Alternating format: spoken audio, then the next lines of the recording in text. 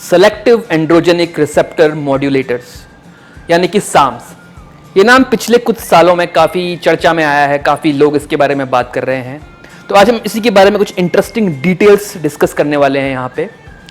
और हो सकता है मेरा लास्ट वीडियो हो, इसके बाद मैं शायद ये वीडियोस बनाना बंद कर दूँ, क्योंकि 3 महीने से ज़्यादा हो चुका है इस चैनल को स्टार्ट किए हुए और मुझे वो रिजल्ट्स नहीं मिल रहे हैं। मुझे अभी मैं सोचा था 10K सब्सक्राइबर्स हो जाएंगे, लेकिन वो 10K सब्सक्राइबर्स नहीं हुए। तो आई थिंक मुझे ये फॉर्मेट चेंज कर देना चाहिए, मुझे इंस्टाग्राम या फिर फेसबुक में शिफ्ट हो जाना चाहिए और ये वीडियोस बनाने बंद कर देने चाहिए। तो क्या मैं ऐसा करूं? सेम क्वेश्चन लागू होता है उन लोगों के ऊपर जो जिम ज्वाइन करे हुए 3 महीने 6 महीने हुए हैं और वो मुझसे पूछ रहे हैं कि रिजल्ट्स नहीं आ रहे हैं, तो क्या मैं डायनाबॉल यूज़ करना शुरू कर दूं या कुछ और चीज़ लेना शुरू कर दूं। तो ये सेम कंसेप्ट वहाँ भी लागू होता है। तो मैं अपना ये चैनल स्टॉप नहीं करने वाला हूँ, चाहे रिस्पॉन्स लो आएगा, लेकिन फिर भी मैं अपनी तरफ से अपना बेस्ट दूंगा और अपने आप को इम्प्रूव करने की कोशिश करता रहूँगा। सेम चीज़ आप लोगों के ऊपर भी लागू होती है दोस्तों। आपको भी कंटिन्यूसली इम्प्रूवमेंट करना है, इस चीज़ को अपनी हैबिट में लेके आना है और तब आपको रिजल्ट्स दिखाई देने शुरू हो जाएंगे। शॉर्टकट लोगे तो रिजल्ट्स टेम्परेरी होंगे और आप उस गेम को बहुत लंबा नहीं खेल पाओगे। तो चलो वापस चलते हैं साम्स के ऊपर। तो उसके नाम से ही लगता है सेलेक्टिव एंड्रोजेनिक रिसेप्टर मॉड्यूलेटर्स। तो ये एक सेलेक्टिव आपके सेल्स में या टिश्यूज़ में काम करते हैं जिनकी आपको ज़रूरत होती है, और बाकी जो ये आपकी बॉडी के अदर ऑर्गन्स हैं या और बॉडी के फंक्शन हैं उनको नहीं छेड़ते। और यही डिफरेंशिएशन है एनाबॉलिक स्टेरॉइड्स से इनका। सो बेसिकली एनाबॉलिक स्टेरॉइड्स, अगर आप बात करते हैं टेस्टोस्टेरोन की या डायनाबॉल की, तो जब आप उनको लेते हैं तो वो आपकी मसल टिश्यूज़ बिल्डअप करते हैं, आपकी बॉडी का फैट बर्निंग में हेल्प करते हैं, पर साथ ही साथ आपकी बॉडी के और फंक्शंस जैसे कि लिवर के ऊपर भी इम्पैक्ट करते हैं, आपके एंड्रोजेनिक लेवल को भी बढ़ाते हैं। सो एनाबॉलिक क्या होता है?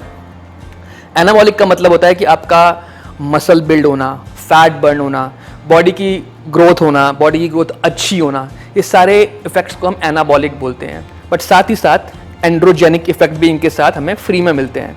एंड्रोजेनिक इफेक्ट होते हैं जैसे कि लिवर के ऊपर जो इम्पैक्ट हो रहा है, आपके जो सेक्सुअल ऑर्गन्स के ऊपर जो इम्पैक्ट हो रहा है, आपकी हेयर ग्रोथ, आपके हेयर फॉल, आपका जो वॉइस आपका भारी हो जाना लड़कियों के अंदर, तो ये सब जो चीज़ें होती हैं ये इसके एंड्रोजेनिक इफेक्ट्स हैं।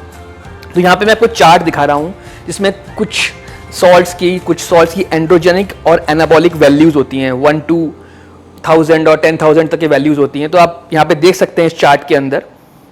तो आप देखेंगे जैसे ट्रेनबेलॉन है, तो ट्रेनबेलॉन की वैल्यू 500 है, 500 एंड्रोजेनिक और 500 एनाबॉलिक, यानी कि बहुत ही पावरफुल है। इसके अंदर बहुत ही अमेजिंग एनाबॉलिक आपको रिजल्ट्स मिलेंगे और दूसरे साथ इसके एंड्रोजेनिक रिजल्ट्स भी बहुत ज़्यादा हैं, यानी कि आपके अंदर और चीज़ें भी जो साथ में आएंगी, यानी कि सेक्सुअल एक्टिविटी या वो ऑर्गन्स भी आपके बहुत ज़्यादा डेवलप होने शुरू हो जाएंगे। तो हमेशा ध्यान रखिए anabolic rating and androgenic rating. तो ये मैं कॉन्सेप्ट समझा रहा था। तो साम्स के अंदर इन्होंने क्या किया साइंटिस्ट ने कि एनाबॉलिक वैल्यू तो उसकी अच्छी रहेगी, यानी कि मोर देन जो एनाबॉलिक स्टेरॉइड्स की होती है उनके बराबर या उनसे कुछ गुना ज़्यादा, लेकिन दूसरे तौर पे जो एंड्रोजेनिक वैल्यू है उसको कम कर दिया गया है। कैसे? क्योंकि ये कुछ सेलेक्टिव सेल्स और सेलेक्टिव टिश्यूज़ या सेलेक्टिव हार्मोन्स के ऊपर ही काम करता है। फॉर एग्जाम्पल, किसी बूढ़े व्यक्ति को बीमारी हो गई है कि उनकी हड्डियों में पेन रहता है या उनके जोड़ों में पेन रहता है, तो उनको उस तरह के साम्स दिए जा सकते हैं जो सिर्फ उनके जोड़ों को, उनकी बोन्स डेंसिटी को ही इंक्रीज करेंगे और बाकी किसी भी और ऑर्गन के फंक्शन को इम्पैक्ट नहीं करेंगे। तो इस तरह से साम्स डिफरेंट होते हैं एनाबॉलिक। तो साम्स के बारे में जैसे मैं रिसर्च करनी शुरू करी, सबसे पहले ही मुझे लिंक में ebay.in यानी हमारा इंडिया का जो eBay है उसमें मुझे कुछ इसके ऑप्शंस मिले जो लोग साम्स सेल कर रहे थे ऑनलाइन। तो उसके बाद मैंने कुछ और रिसर्च करी और यूट्यूब में मुझे कुछ वीडियोस मिले, मैं यहाँ पे वो सब डिस्क्रिप्शन आपको दिखा रहा हूँ, जो सीधा ये कह रहे हैं कि eBay में मिलने वाले जो ये साम्स हैं ebay.com में, वो सब फेक हैं, क्योंकि साम्स इतनी आसानी से अवेलेबल होना ईजी नहीं है, मतलब आसानी से नहीं मिलते हैं, क्योंकि रिसर्च के लिए यूज़ किए जाते हैं जनरली। तो थोड़ा सेफ रहें, थोड़ा बच के रहें। उसके बाद मैंने एक साइट चेक करी, इन्हांस्ड एथलीट, उसमें मैं चेक किया कि साम्स काफ़ी सारे डिफरेंट टाइप के साम्स अवेलेबल हैं, स्टैक्स अवेलेबल हैं। उसकी भी मैंने कुछ रिसर्च करी है। ज़्यादातर साइट्स उसको डिसेंट बता रही हैं, अच्छे रिजल्ट्स बता रही हैं, बट इस रिसर्च को करते करते मैं एक ब्लॉग में पहुंचा और वहाँ मुझे काफ़ी प्रोफेशनल, काफ़ी अच्छे body builder, senior body builder का एक ब्लॉग मिला। उन्होंने अपनी पूरी डाइट, पूरा पूरा पूरा साइकिल कैसे यूज़ किया, क्या साइड इफ़ेक्ट रहे, वो सब मैं आपको यहाँ दिखा रहा हूँ, आप देख सकते हैं। ये उन्होंने वहाँ पे शो किया हुआ है। आप डाइट देखिए, अमेजिंग डाइट इनकी है, बहुत अच्छे एडवांस लेवल के बॉडी बिल्डर हैं। पर जब साइड इफेक्ट की इन्होंने बात करी है तो इन्होंने सारे टेस्ट करवाए हैं बाद में अपने, और इन्होंने कुछ हद तक, जैसे अगर आप कोई डायनाबॉल ओनली साइकिल चलाएंगे तो उसी टाइप के साइड इफेक्ट इन्होंने महसूस किए इस स्पेसिफिक साम के साथ। तो ये चीज़ भी यहाँ नोट करने वाली है। अब बात अगर हम करें कि साम्स के साइड इफेक्ट क्या हो सकते हैं, तो ये देखिए, ये एक नई चीज़ है। इसका आविष्कार 1940s में हो गया था, बट वो साम्स स्टीरॉयडल साम्स थे। अब जो साम्स नए आए हैं वो कुछ नए किस्म के साम्स हैं, उन्हें शायद प्रोटीन साम्स कहा जाता है, प्रोटीन बेस्ड साम्स या इस टाइप का उनका नाम है। तो अब जो नए साम्स हैं वो पिछले साम्स के मुकाबले ज़्यादा इफेक्टिव हैं और उन पर स्टिल रिसर्च करी जा रही है, पर वो ज़्यादातर अभी भी उनका जो रिसर्च का दायरा है वो रैट्स यानी कि चूहों तक ही सीमित है। अब जिस चीज़ को आए हुए 1990s के दौरान ये साम्स काफ़ी प्रमोट होने शुरू हुए थे, बट जिस चीज़ को आए हुए कम टाइम हुआ है, हम अभी नहीं कह सकते कि उसके साइड इफ़ेक्ट क्या हो सकते हैं भविष्य में जाके। इसका एग्जाम्पल मैं रिलेट कर सकता हूँ, जैसे कि सिगरेट जब बनी थी, आई थिंक 17th-18th सेंचुरी में सिगरेट काफ़ी प्रमोट हो चुकी थी, लोग सिगरेट पीना शुरू कर चुके थे और काफ़ी ज़्यादा सिगरेट का सेवन किया जाता था उस ज़माने में, लेकिन लोगों को पता नहीं था कि इसके क्या साइड इफ़ेक्ट हो सकते हैं। 18th सेंचुरी के मिडिल में कई डॉक्टरों ने कहा कि शायद होंठों में होने वाला कैंसर या बीमारी उस ज़माने में जो कही जाती थी वो सिगरेट की वजह से हो रही है, पर कोई पुख्ता प्रमाण नहीं थे। 1920s में कुछ और रिसर्च हुई और फाइनली 1950-60 के अंदर ये कहा गया, पूरी दुनिया को पता लगा कि cigarette is injurious to health, cigarette से डिफरेंट टाइप के कैंसर हो रहे हैं।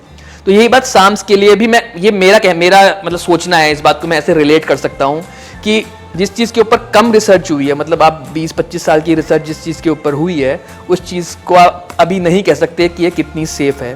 दो स्टिल इसके साइड इफेक्ट अभी तक एज कम्पेयर टू स्टेरॉइड्स बहुत कम है, बहुत मिनिमम है। तो अब एक नज़र डाल लेते हैं पॉपुलर साम्स के ऊपर, जैसे MK2866 ये पॉपुलर है, LGD4033, उसके बाद GW50156 जिसे हम कहते हैं कार्डेराइन, और उसके बाद है S4 जिसे बोलते हैं एंड्राइन। तो इनको मैं देख रहा हूँ, तो इनमें कहीं कहीं मुझे साइड इफेक्ट जो दिख रहे हैं, जो जनरली जानवरों के ऊपर जो टेस्टिंग हुई है, तो वो साइड इफेक्ट मुझे दिख रहे हैं दोस्तों। जैसे आपका विजन, आपको थोड़ा दिखाई देने में प्रॉब्लम हो सकती है, विजन थोड़ा ब्लर हो सकता है कभी कभी, हार्ट रेट बढ़ सकता है, इस टाइप की मतलब कुछ डिफरेंट टाइप के साइड इफेक्ट्स इसमें दिख रहे हैं, ऐसे नहीं जो हम एनाबॉलिक्स के अंदर देखते हैं। बट अगेन हमें ये नहीं पता कि इसे जो इंडिया में मैन्युफैक्चर कर रहे हैं वो कितना सही है, वो कितना उसमें सॉल्ट सही है या नहीं है, तो ये चीज़ें अभी हमें नहीं पता है। मतलब मैं इस बारे में नहीं कह सकता हूँ कि जो ईबे में या जो ये जहाँ से भी मिल रहे होंगे वो कितना सही है कितना गलत है। अब क्या इसे लेना चाहिए या नहीं लेना चाहिए, आपकी अपनी चॉइस के ऊपर है। तो क्योंकि जैसे मैं बता चुका हूँ, इसके ऊपर रिसर्च अभी कम हुई है, कम लोगों ने इसे परसेंटेज वाइज ट्राई किया होगा, तो हम नहीं कह सकते कि इसके क्या क्या साइड इफेक्ट आने वाले टाइम पे होंगे। दोस्तों आई होप इतनी इंफॉर्मेशन आपके लिए काफ़ी होगी बेसिक्स जानने के लिए। मैंने यहाँ किसी भी स्पेसिफिक साम के बारे में डिस्क्राइब नहीं किया है और ना ही उसकी डोजेस के बारे में डिस्क्राइब किया है। जनरली ये 5 mg से लेकर 50 mg तक होती हैं, इसकी 2 week on 2 week off cycle होती है जनरल, पर इट डिपेंड्स, ये स्पेसिफिक होती है, हर साम की अपनी अलग डोजेस और अपनी अलग साइकिल्स होती हैं।